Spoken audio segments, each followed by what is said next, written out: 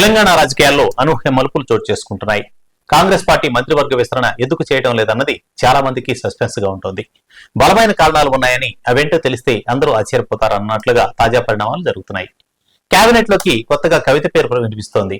6 ఎమ్మెల్యేలతో కలిసి కవిత కాంగ్రెస్ లో చేరబోతున్నారని, ఆమెకు మంత్రి పదవి ఇస్తారన్న ప్రచారం ఊపందుకుంది.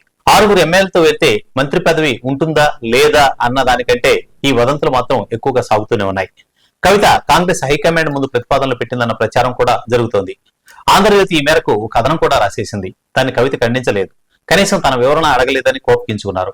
జర్నలిజం కాదు శాడిజం అన్నారు. అంతా చెప్పారు కానీ ఆ స్టోరీలో నిజం లేదని మాత్రం అనడం లేదు. దాంతో ఆంధ్రజ్యోతి ఇచ్చినటువంటి కథనం మరింత సమాచారం పరిచింది. కవిత 6 ఎమ్మెల్యేలతో కాంగ్రెస్ లో చేరి ప్రతిపాదన పెట్టారు. దానికి మంత్రి పదవి ఆఫర్ తీసుకున్నారు.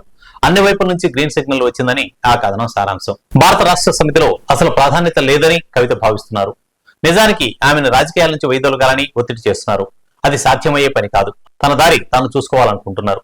నేరుగా ముఖ్యమంత్రి కావడం కష్టం కాబట్టి మంత్రి పదవి ఆశలు పెట్టుకునే ఉండవచ్చు. ఎందుకంటే బీఆర్ఎస్ లో ఇప్పుడు ఎప్పటికీ మంత్రి ఛాన్స్ రాదు.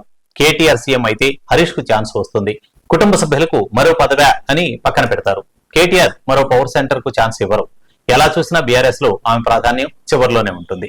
కవితను చేర్చుకుని కాంగ్రెస్ ప్రతీకారం తీర్చుకుంటుందా అన్నది కూడా సందేహమే.